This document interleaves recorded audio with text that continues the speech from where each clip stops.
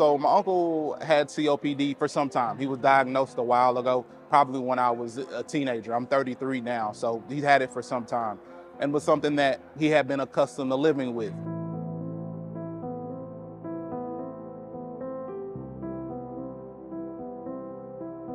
Unfortunately, at some point it took a turn for the worse, and then he ended up developing lung cancer, and I think that was just a result of the prolonged COPD. Things went from bad to worse pretty quickly, and I mean, probably from the time of his diagnosis with lung cancer, he passed probably about 3-4 months later.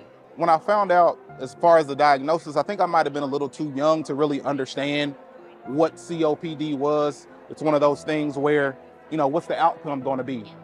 He's going to be fine. Things will be a little different, but overall, he'll still be the same individual you know. And when he passed, it made me think about some of the things and the way he was living his life prior to.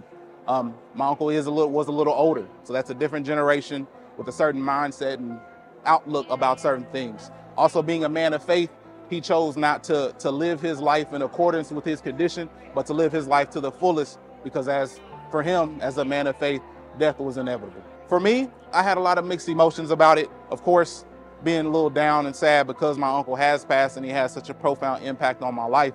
But it also gave me a moment of reflection to not live your life in fear of the things that you can't control. My uncle was someone that did go to his doctor appointments regularly and go through the checkups. It was the follow through on the actions that he needed to take to keep it as less severe as possible. And unfortunately, he chose not to do that. It's a little bit disheartening, but as far as in my role and what I've been doing, just trying to make sure I empower people to go to the doctor and get that information, because the information is available to us now. Lung health is important to me because we breathe every day. You have to breathe to live. Neglecting lung health means ultimately you're affecting the longevity of the life and the short amount of time that we have here and your ability to put a lot of good into the world. So lung health is critical. It's something that we have to do every day as far as breathing and things. So understanding and making sure your health is optimal, especially your lung health, could definitely go a long way in living a long, fruitful life.